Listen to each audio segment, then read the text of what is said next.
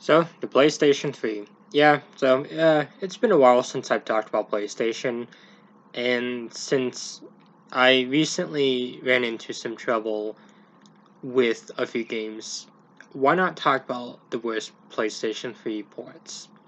So, of course, some rules for this list. These must be games that I have played. Now, there have been some games that I have heard about that have had some really bad ports, like Bayonetta, as well as Fallout 3 in New Vegas. And while I have played Bayonetta, I only played the Switch version and the PlayStation 4 version, so I can't say much about the PS3 version. And with Fallout 3 and New Vegas, I've only played these on the Xbox, and so I can't say much about those and how they run on the PlayStation. But I promise this list might be controversial, so let's get into it with my number 5 pick, that of course being Call of Duty Advanced Warfare, released in 2014. So Advanced Warfare is a game that I deeply love, and I actually recently got to try the PS3 version of it.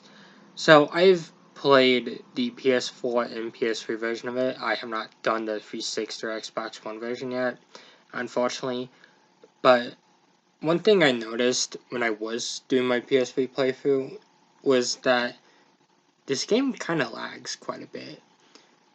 Like, it'll just suddenly just stop letting me play and start loading. And that's really the only thing it really did. But aside from that, the graphics themselves aren't really anything too special. And frankly, in my opinion, I feel like this should have been a PS4 and Xbox One only game. Call of Duty, in my opinion, should have made a jump a lot earlier. I mean, at least the game doesn't crash during the campaign like 8 times in a row. Looking at you, Black Ops. Next up, you of course have Grand Theft Auto 5. So, another game that I have talked to death about. So, GTA 5 wasn't a really irritating game that ran poorly on the PlayStation compared to some of the others. The one thing I did notice though was that it did have some bugs. Some things would just not properly load in. One of them being this gas tank you're supposed to shoot in one of the earlier missions. I mean, it's probably not a gas tanker, but there's this thing that you're supposed to shoot during the mission repossession, and it didn't spawn. Now, this was the digital version of the game. The one I trophy hunted was in the digital version, so I don't know if the physical version had these issues, but that's just something to know. There were other issues I faced in this game, such as just the game kind of being a little laggy at times, and again with Advanced Warfare, the game's graphics. Honestly, the Xbox 360 version kind of felt like it looked a lot better. I mean, that version wasn't like flawless either. There was a bug with the Mackenzie Field hanger. I don't know if I don't know if the PS3 version had that, but fortunately, I didn't really have too much bugs with that. I just feel like GTA 5 should have been on the PS4 and Xbox One only, to be honest, or it should have just skipped the PS3. So, of course, my number 3 pick is, of course, The Elder Scrolls V Skyrim.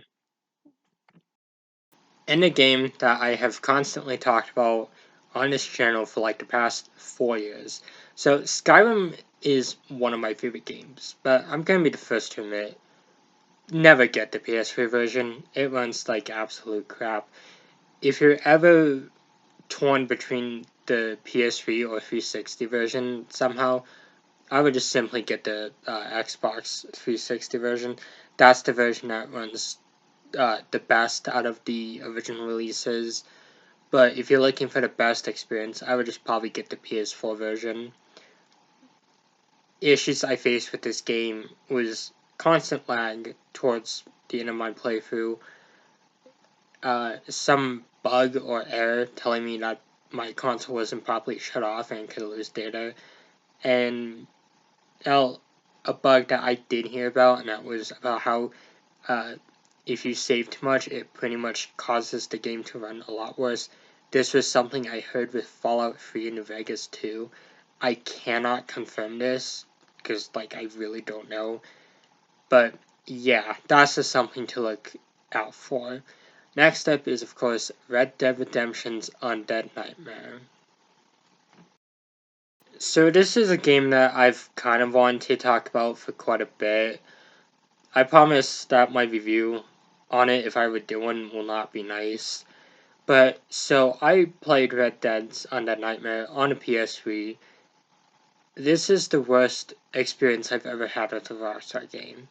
Now, I know I've said this quite a bit when it comes to games like Vice City and San Andreas, but this one was absolute just crap.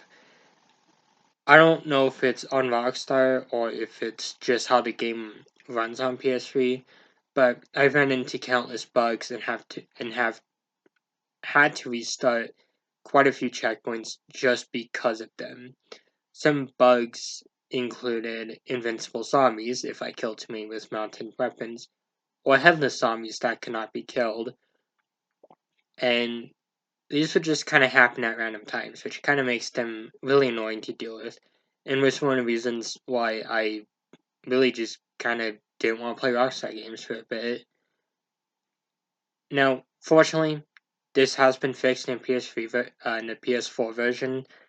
The game runs a bit better, but I will definitely still say Undead Nightmare is not my favorite Rockstar game.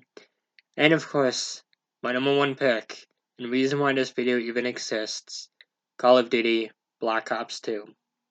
Yeah.